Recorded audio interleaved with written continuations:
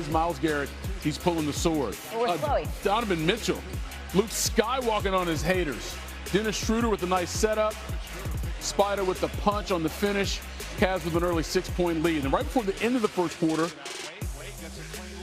Dean Wade for 3 at the buzzer. They were up 9. Jalen Brunson on the ground, not shocking. He had 20 points in this game, but this is the third straight game that he's not scored more than 20. Karl Anthony Towns steps into a 3. Pedestrian night for him, 14 points, 7 rebounds, but the Knicks were back within 1. Let's go to the third quarter now. Wade to James Harden, wide open 3. Cavs starting to pull ahead at 69-58. And then Mohamed Diawara misses the 3. Schroeder rebound, and then in transition to Harden, wide open. Somebody find the shooter. Knicks struggling in the third quarter. 3 of 24 from the field, 1 of 12 from 3. Mike Brown's like, yeah, that's not good offense. So the lead was almost 20 going to the fourth. Spider, he had 23. And then James Harden's like, yo, can I get a taste? He knocks down a corner 3. He had 20.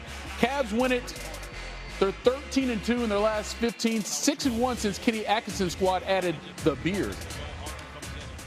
Bringing James on has given us a kind of renewed confidence, if that makes sense. Like, just we understand we're a better team, and that spirit, that confidence, you know, for some strange reason, makes you play harder and compete harder defensively. And I felt like we were kind of missing that edge, that belief. So I feel like we're regaining that. And again, a lot of it has to do who we added. They scored 23 points, and we scored 11. And so, you know, there were some things that we could have done better defensively, granted, but our offense was non-existent. Be still my heart. Is that Kendrick Perkins 2 nights in a row? How did we get so lucky? We get so lucky. Look, the Cavs are rolling. Still, again, I don't even know how to say this. I mean, they've won 6 of the last 7 games, all of them since they've acquired James Harden. So when you look at that acquisition, when you look at Harden and what he brings to the table, how does he make the Cavs a threat in the East? Well, first of all, that was a statement win right there. When you're able to smack up a team that you might be looking eye to eye at come postseason time, you want to send a message. The Cavs did that tonight. And I don't give a damn what nobody say about James Harden and his playoff woes at times and his drop-off. The one thing that he has been consistently over the last 3 years is one of the best facilitators in the game today.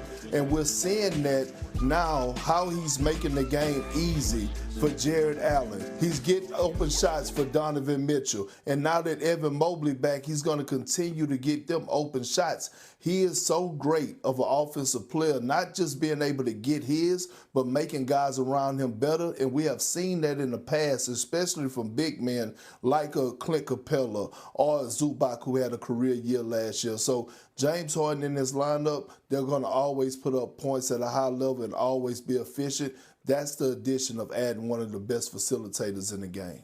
Let's go to the other side, because New York had been playing pretty well for the most part coming in, but this was another double-digit loss to one of the top teams in the East. So how concerned, Perk, should Knicks fans be right now that if they keep taking these big L's to the best teams on their side? Well, they should be in full-out panic mode, because I don't know what games you've been watching, Eves, and usually you and I agree on every damn thing, but they have not been playing well against the teams that they need to play well against. They got smacked up twice by the Detroit Pistons, and here tonight you got a chance to go in there and send a message to a team that's going to be looking you eye to eye, possibly in the playoffs, and you take a beat down there. I ain't going to lie. I like this team better under Tom Thibodeau, because at least under Tom Thibodeau, they had an identity, a physicality about them, accountability to them. Mike Brown, yes, he's going to bring that element where they're able to flourish offensively, but that's not the Knicks' problem. The Knicks' problem is, how are you going to get the best out of your 2 best players in Karl Anthony Towns and Jalen Brunson on the defensive side of things on a consistent basis? Because if you're not, your ass gonna get sent home probably in the first or second round. Ooh. Oh, okay. Well, if that's not what they was expecting. No, it's not. I don't think that's what I was expecting either. Fair. How does he do that? What should be the message if he's trying to get that out of those players?